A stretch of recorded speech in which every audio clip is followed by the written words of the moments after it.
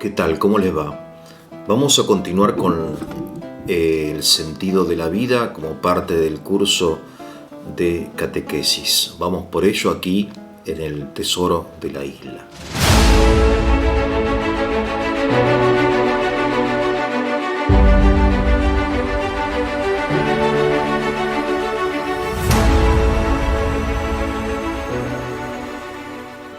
Bien, sigamos entonces con el tema que nos ocupa en este curso, que es el sentido de la vida.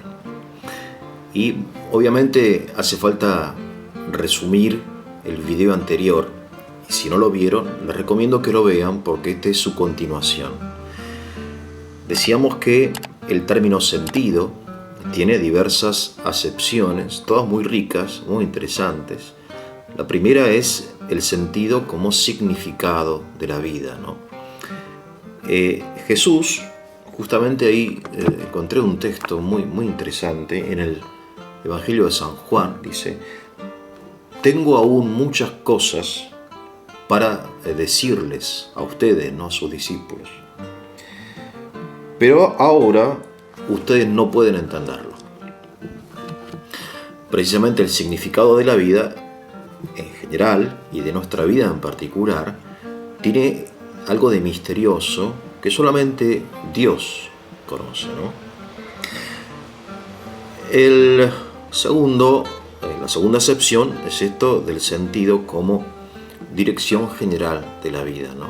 Así como hablamos del sentido de una ruta, de un camino o de la dirección del viento, hablamos de la vida, que podemos orientar hacia el norte como discípulos de Jesús, siendo conscientes de que no va a haber, que va a haber en nuestra vida, o no van a faltar contradicciones, ¿no? Que acciones particulares nuestras van a contradecir esa opción fundamental, ¿no? Esto es lo que hablamos ya en el primer video.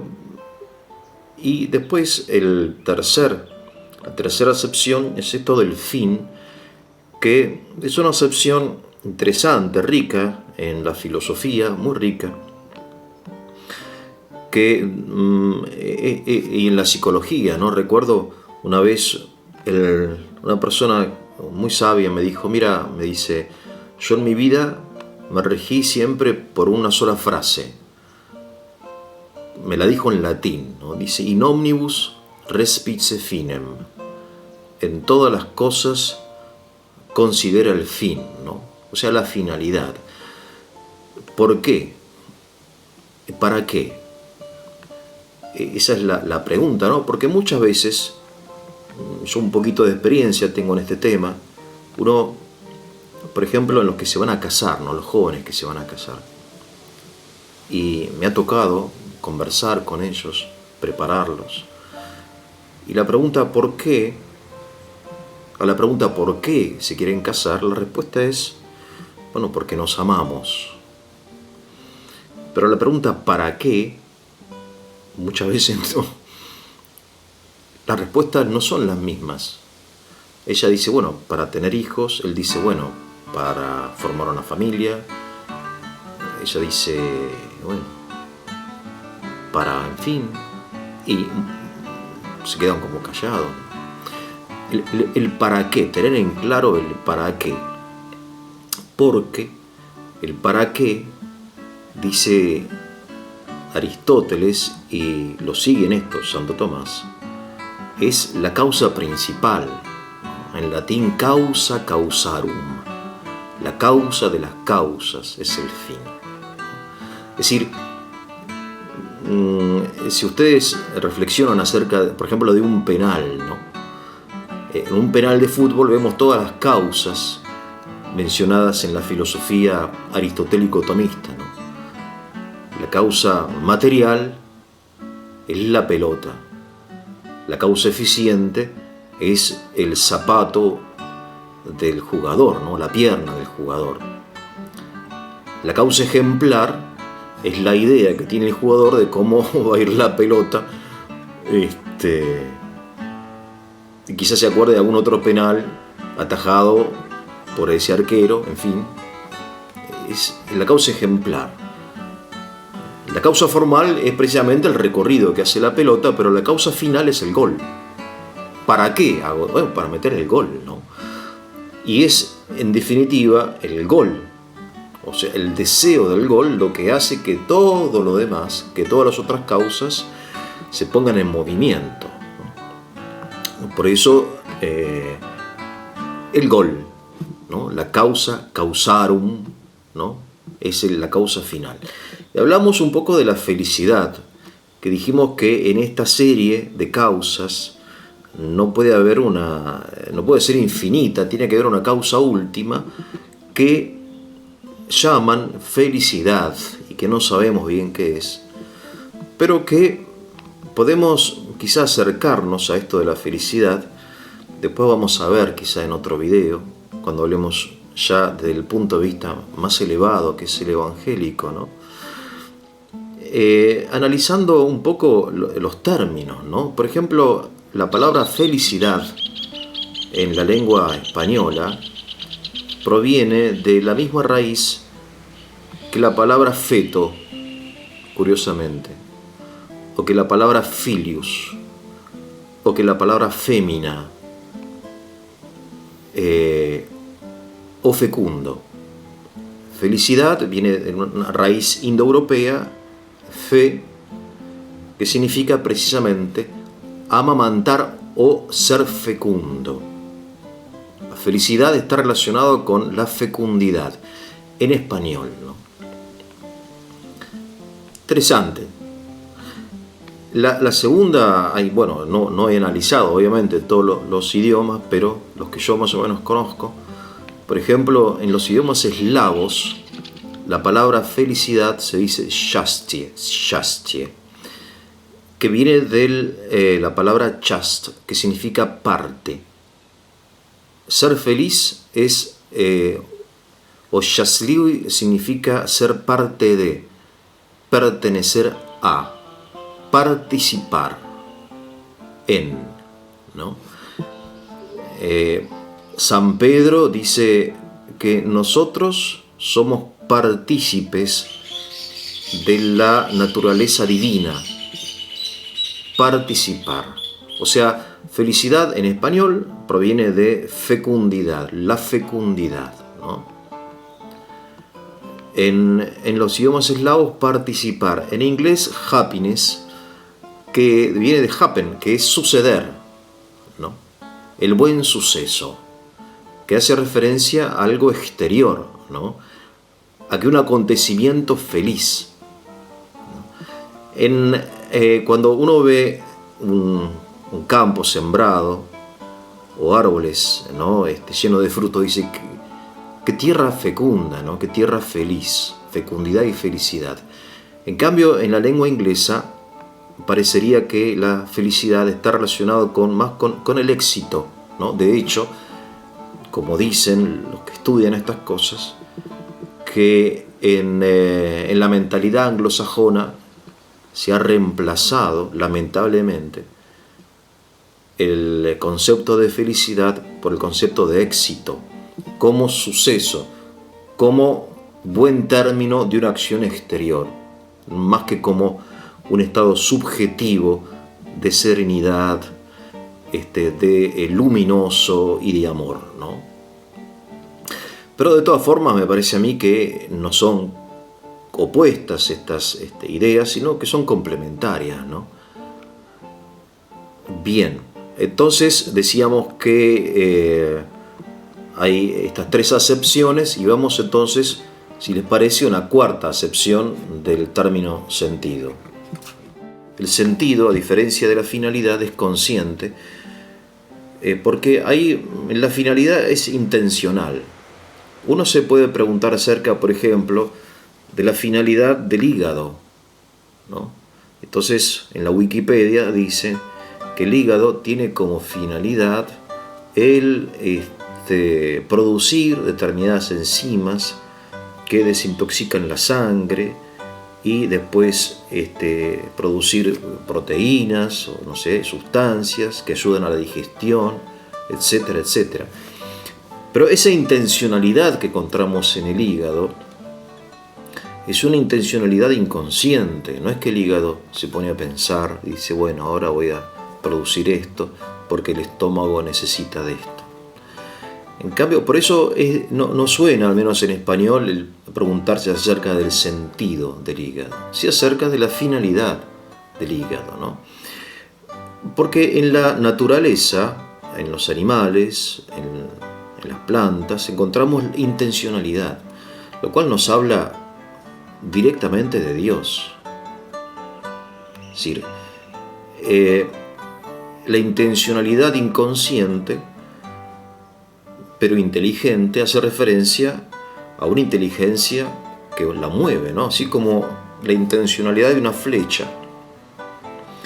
es desconocida por la flecha, solamente el arquero la conoce.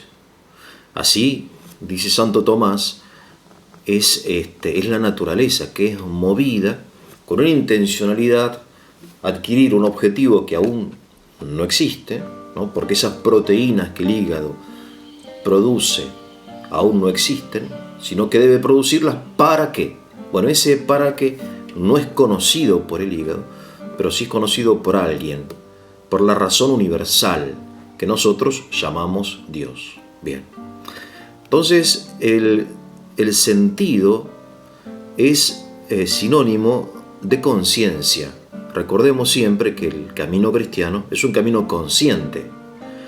Si no es parte de una tradición inconsciente, que uno dice, bueno, nací cristiano o me encontré en el cristianismo como un pez en el agua. No, es algo que uno conoce y decide finalmente como un proceso, ¿no? En un instante, pero sí con un proceso de toda la vida, decide seguir, ¿no? Pero esto es importante, ¿no? Porque el sentido en griego logos, ¿no? Hace referencia precisamente a una intención consciente. De modo que hay una intencionalidad inconsciente, que es una maravilla, ¿no? Que encontramos en las plantas y en cada parte de las plantas. Hay una intencionalidad inconsciente en los animales, o relativamente inconsciente, porque también son conscientes, pero hay una conciencia humana que es libre, que hace que nosotros descubramos el sentido de la vida, ¿no? Pero, ya les digo, como un proceso de descubrimiento y de adhesión. Es decir, nosotros nos hacemos preguntas. Los seres vivos no se hacen preguntas, porque están movidos por la naturaleza y por la razón universal. Bien, esto es importante porque nosotros no solamente descubrimos sentidos, sino que somos creadores de sentido. Y en esto insiste precisamente Víctor Frank, el fundador de la logoterapia, cuando dice que el hombre no solamente crea obras de arte o escritos filosóficos o maquinarias o tecnología o leyes, sino también que crea sentido. Crea sentido, como toda creación, a imitación de la naturaleza, ¿no? Es decir, hay sentidos que son inmanentes, inherentes a las cosas, ¿no? Decíamos que el sentido de la siembra es la cosecha, el sentido de la cosecha es la molienda, etcétera, que son sentidos propios, pero se trata también de crear sentido allí donde no hay un sentido, donde no encontramos sentido. Les doy un ejemplo que trae precisamente Víctor Frank en uno de sus libros, cuando pone el ejemplo de una enfermera que tenía una profunda y muy intensa vocación a cuidar enfermos, ¿no? Esas enfermeras que son, como quien dice, de Dios, ¿no? Que uno las encuentra, gracias a Dios en Argentina hay muchas así, y enfermeros también, que uno ve que son y enfermeras y madres y hermanas y psicólogas y todo, ¿no? Personas extraordinarias. Y una de estas mujeres entonces en Viena, donde Víctor Frank ejercía la psiquiatría, ¿no? Antes de la invasión de Austria por parte de Hitler. Entonces una de estas enfermeras cae enferma y entonces ya no puede trabajar y se deprime, siente inútil, ¿no? ¿Qué sentido tiene para una enfermera o una mujer activa estar postrada en la cama? Entonces se deprime, se pone quejosa, molesta, ¿no? Un poco amarga, como sucede cuando nos enfermamos. Entonces Frank se le acerca y le dice, bueno, ¿qué le pasa? No, que qué sé yo, que... Bueno, le dice, Víctor, mire, usted ha dedicado su vida a cuidar enfermos. Ahora es el momento de darles ejemplo. Usted dele ejemplo a estos enfermos de cómo se transcurre una enfermedad para salir lo antes posible del hospital. Entonces él crea, un hombre inteligente, sentido en esa situación que aparentemente no tenía sentido, ¿no? Esto lo llama él la existencia dolorosa. Hay una existencia que es una auténtica existencia, que está atravesada por el dolor y que, como toda existencia, no carece de sentido, pero hay que encontrarlo, ¿no? Yo, reflexionando acerca de este ejemplo, se me ocurrió pensar que si esa enfermera, por ejemplo, hubiera sido una mujer más reflexiva, quizá inclinada, no sé, a la lectura, yo, en el lugar de Frank, le hubiera dicho, mira, hermana, usted tuvo toda la vida trabajando, tome, lea estos libros, ¿no? Le llevo, no sé, los libros de los clásicos alemanes, no sé, Thomas Mann, Hermann Hesse, qué sé yo. Lea. Entonces ese espacio de tiempo inutilizado, de repente tiene un sentido, que es pagar esa deuda que ella tenía con la literatura alemana, ¿no? Y así, si hubiera sido una mujer religiosa, le hubiera dicho, bueno, rece, lea la Biblia, etc. Vale decir que esto es personal. Cuando hablamos del sentido de la vida y decimos que el sentido de la vida es la felicidad, y después vamos a ver cómo esa felicidad está, al menos según el Evangelio, en la comunión con Dios y en la vida eterna prometida por Jesús, estamos hablando en términos generales. Pero cuando hablamos en términos particulares del sentido de esta vida, en este momento particular, de esta persona particular, hay que encontrarlo y hay que crearlo. Crear sentido, ¿no? Y es una auténtica actividad creativa, no fácil y no menor, ¿no? Porque llena la vida, porque lo que uno no soporta de la vida no es el dolor, sino la falta de sentido. Es mucho peor carecer de sentido que sufrir, ¿no? Si uno sufre con sentido, el sufrimiento es mucho más llevadero. Acerca de esto hay una historia también que esto leí también hace mucho tiempo y no me acuerdo dónde, pero dice que un peregrino llegó a Francia en la época cuando se estaba construyendo la Catedral de Notre Dame de París. Y entonces se acerca a los albañiles que estaban picando piedra para el muro o los muros de la catedral. Le pregunta a uno, ¿no?, ¿qué estás haciendo? Y el albañil le responde, quejándose, que bueno, que estaba picando piedra, que tenía los dedos todos callosos y sangrando, y que hacía calor, y que esto y que lo demás. Bueno, le pregunta al segundo, bueno, estaba más contento, porque bueno, estaba trabajando, y mediante ese trabajo, él había una finalidad, que era ganar un salario, ¿no?, unas monedas, para poder alimentar a su familia, ¿no? El primero no veía ningún sentido en lo que hacía. Lo hacía porque tenía que hacerlo, ¿no? Como un esclavo. Si no se movía a sí mismo, sino que era movido por otro. Eso es lo propio del esclavo, el ser movido. En cambio, el hombre libre se mueve a sí mismo. Pero esa libertad implica una reflexión, ¿no?, y una decisión. estaba quejándose. El segundo, en cambio, ya tenía un movimiento propio, pero orientado a una finalidad X, que era noble, pero bueno, darle de comer a su familia, que no es poca cosa, ¿no? A un tercer albañil le pregunta: ¿qué estás haciendo? Y le digo: bueno, estoy construyendo el edificio más hermoso de todo el universo. Entonces este tercer albañil no solamente estaba contento, sino que estaba muy entusiasmado, estaba exultante, feliz, por hacer lo que estaban haciendo los otros dos, porque en definitiva la acción material de los tres albañiles era exactamente la misma, vale decir, picar piedra. O sea, quitarle a la piedra las irregularidades para que entre en un muro.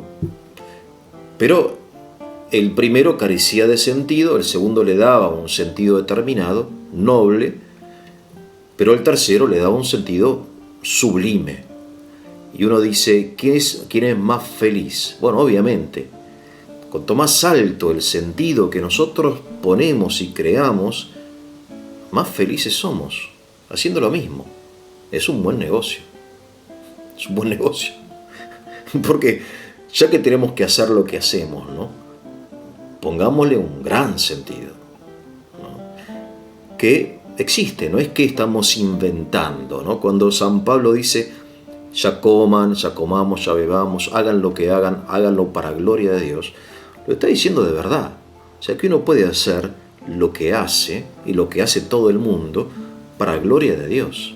De modo que le da un sentido a la actividad ordinaria, cotidiana, ¿no?, de cocinar o ir al trabajo y qué sé yo, le da un sentido extraordinario, ¿no?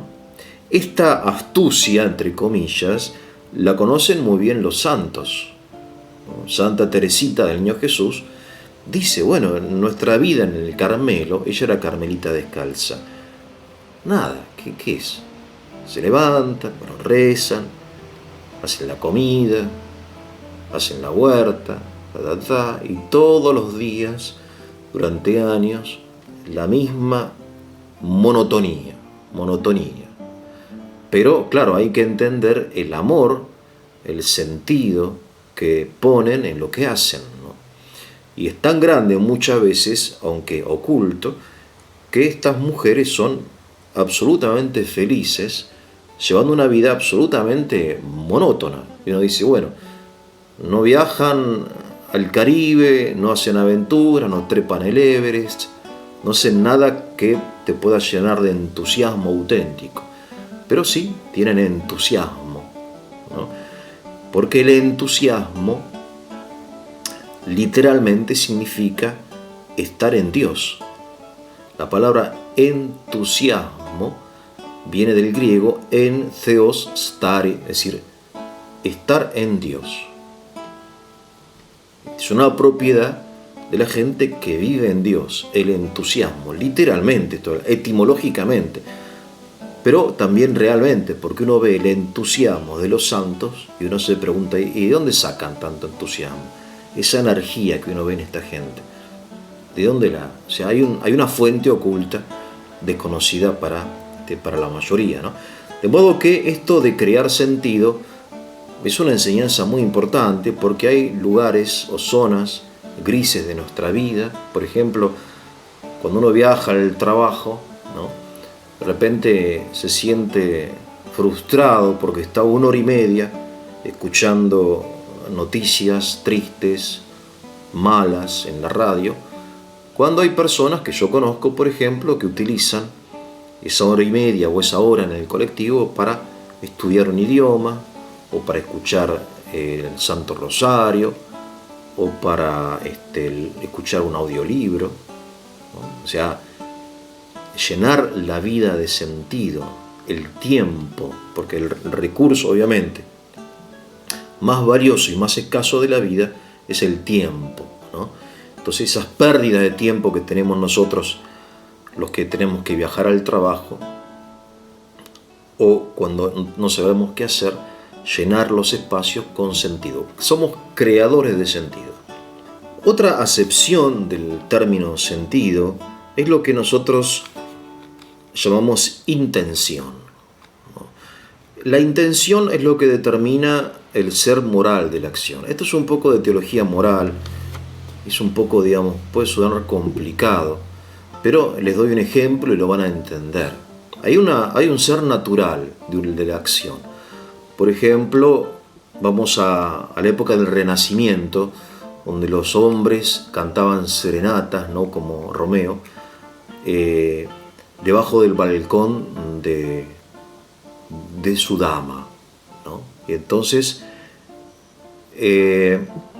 la acción natural es cantar la serenata, ¿no? En fin.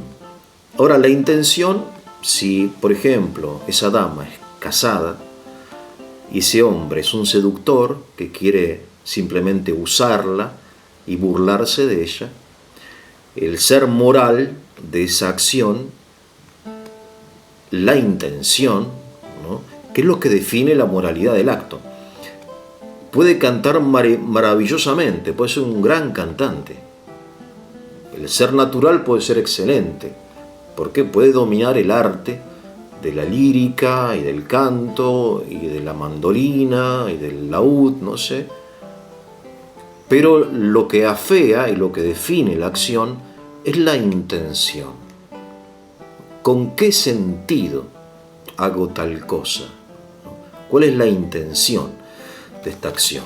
Entonces, es otra acepción del término sentido que no es secundario. Fíjense que el gran problema, lo hablamos cuando hablamos del formalismo religioso, es que el culto divino, o las acciones litúrgicas o religiosas o cultuales, o el estudio de la escritura, o las vestiduras sagradas, y todo lo que hacían en la época del Señor, los fariseos, lo hacían con una intención, aunque el ser natural de esas cosas era cultual, religioso, sagrado, la intención era espuria, era oscura, y esa intención es lo que define la moralidad del acto. De modo que tenemos como dos componentes de la acción humana,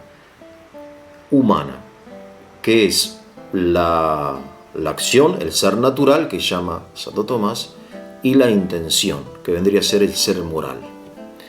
Esto de las acciones humanas, porque no toda acción del hombre es acción humana.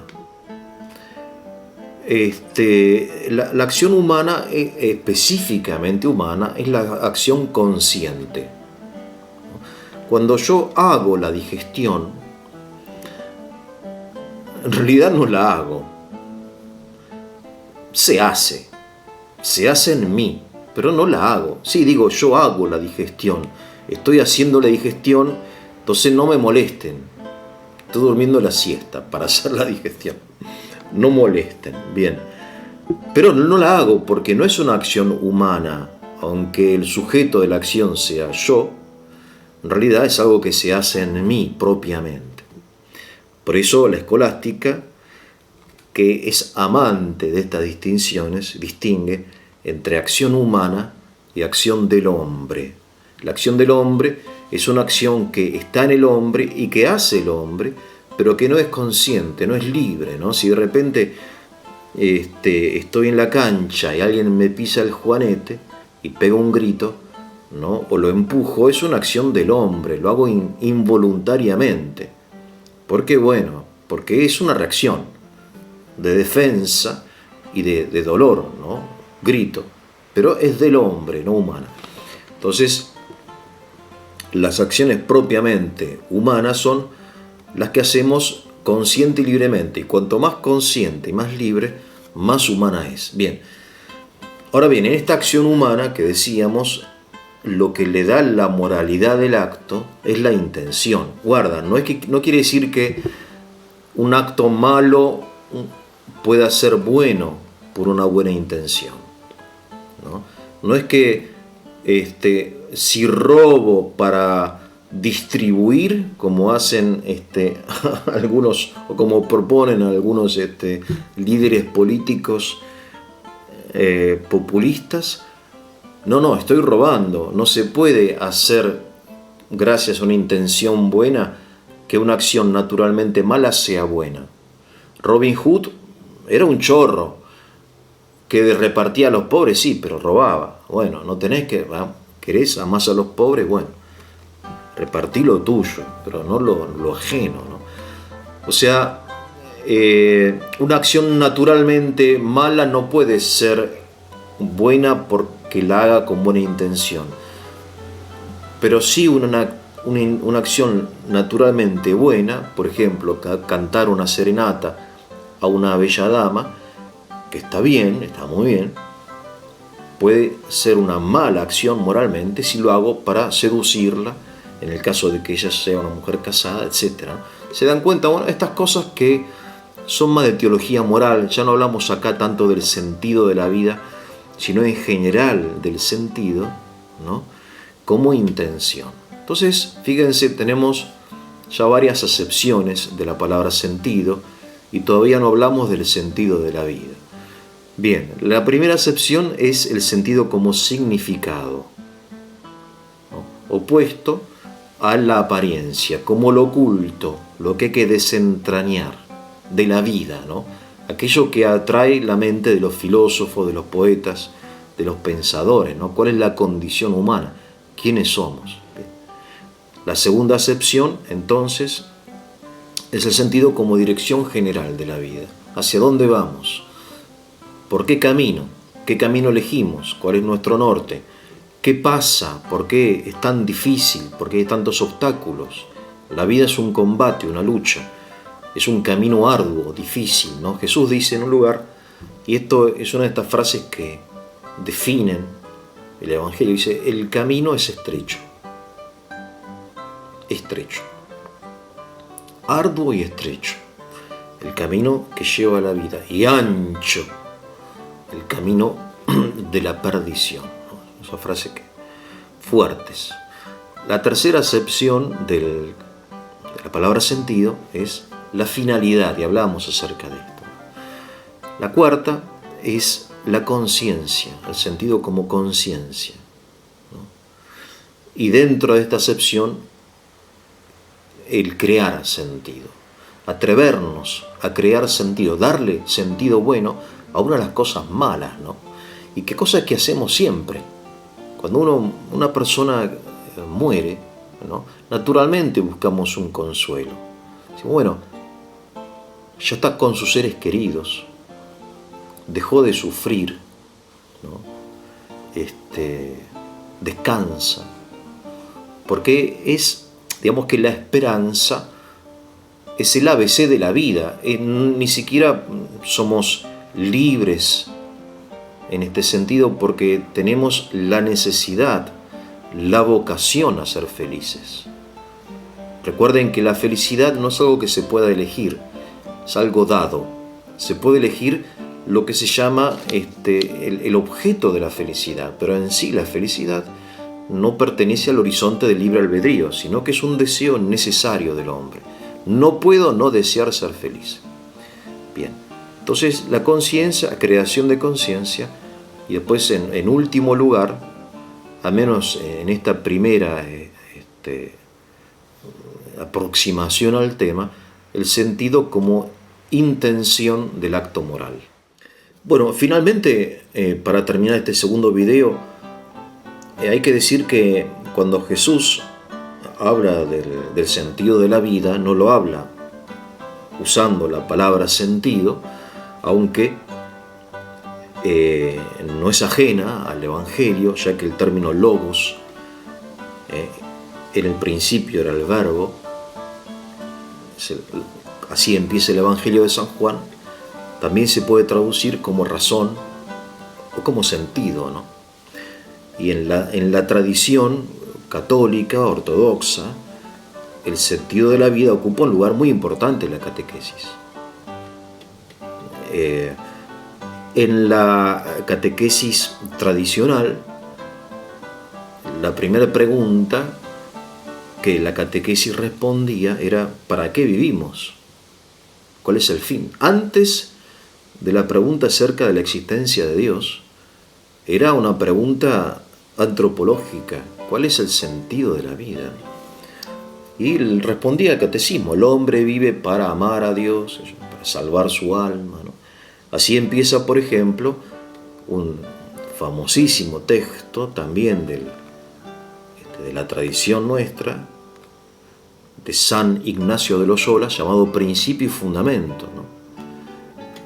Es un texto que él es como un preámbulo a todo el libro de los ejercicios espirituales, que es el libro más famoso que él escribió, que no es propiamente un libro, sino un método. Y en ese libro él pone un preámbulo llamado Principio y Fundamento. Sí, vieron como la Constitución argentina tiene un preámbulo que le da sentido a toda la Constitución. Así hay un preámbulo en este libro, dice: el hombre es creado para amar, servir, hacer reverencia, alabar a Dios nuestro Señor, y por medio de eso salvar su alma. Y todas las cosas sobre la faz de la tierra son creadas para el hombre, para ayudarlo a conseguir el fin para el cual fue creado. De modo que, dice él, sigue, ha de usar de las cosas tanto cuanto lo ayuden, lo aproximen, lo conduzcan al fin, y ha de rechazar estas cosas tanto cuanto, y debe ser indiferente. Después sigue acerca de la indiferencia, ya que, en fin, la famosa indiferencia ignaciana. Bueno, esto es, digamos, el tema del sentido de la vida ocupa un enorme lugar en la reflexión teológica de la Iglesia, de San Pablo y también del Señor, ¿no? Lo que pasa es que el Señor, Jesús, habla muchas veces dentro del contexto del judaísmo. Nosotros tenemos el lenguaje ya muy influenciado, obviamente, por nuestras raíces griegas, latinas, romanas, y españolas, hispanas, ¿no?, europeas, que no son la del pueblo de Israel. Por eso nuestra cultura es cristiana, pero también es greco-latina, donde el lenguaje es otro, ¿no? Jesús habla de la bienaventuranza. Por ejemplo, que las bienaventuranzas son, digamos, la quinta esencia del Evangelio. La bienaventuranza, ¿qué es? Es fundamentalmente un estado subjetivo de conciencia, psicológico y emocional del hombre que camina el camino del Señor. No es un estado futuro de la vida eterna. No hay que entender la bienaventuranza como aquello que empieza después de la muerte, cuando el hombre llega al cielo, sino que ya aquí, y esto es muy importante, el hombre es bienaventurado. El justo es bienaventurado. Ustedes busquen, y hoy es fácil gracias a los programas electrónicos, ¿no? Por ejemplo, Biblia Paralela es un programa que uno pone una palabra y te sale, ¿no? Y te sale también el griego, el hebreo, eso. Bienaventurado. Entonces, la bienaventuranza en el contexto bíblico, que es en el cual habla Jesús, porque él le habla a judíos, a personas que conocen, ya sea muy bien o ya sea de oídas, pero que conocen y han nacido en una tradición religiosa, que es la tradición del Antiguo Testamento, que sabe a qué se refiere Jesús cuando habla de la bienaventuranza. Entonces, el hombre que camina por los caminos del Señor es bienaventurado, por dos razones al menos. En primer lugar, porque se encuentra en un estado de conciencia psicológico y emocional ideal, que es compatible con el sufrimiento. No es que no sufra, sufre, pero ese sufrimiento y ese dolor es compatible, físico, ¿no?, es compatible con la bienaventuranza. ¿Cómo es posible? Esto es posible porque el hombre está compuesto por diversos principios. Por eso puede ser que el hombre en su espíritu esté feliz, y sufra en su carne, sufra en su cuerpo, ¿no? Porque es bienaventurado, es agraciado. Dios le concede la paz, la serenidad, la aceptación, la esperanza, el ánimo luminoso, ¿no? Y la gracia, en definitiva, ¿no? La gracia es el principio de todas estas realidades que son emocionales, afectivas, psicológicas. Pero ese estado subjetivo que vive el bienaventurado aquí en la tierra es la incuación, dicen, ¿no? Como la semilla, la prefiguración de un estado superior que es la bienaventuranza eterna, donde ya no existirá ni el dolor ni sufrimiento, no habrá lágrimas, etc. Bueno, acerca de la bienaventuranza entonces hablaremos en el próximo video. Si tienen preguntas o comentarios, me la pueden enviar, trataré de responder. Que tengan un muy buen día.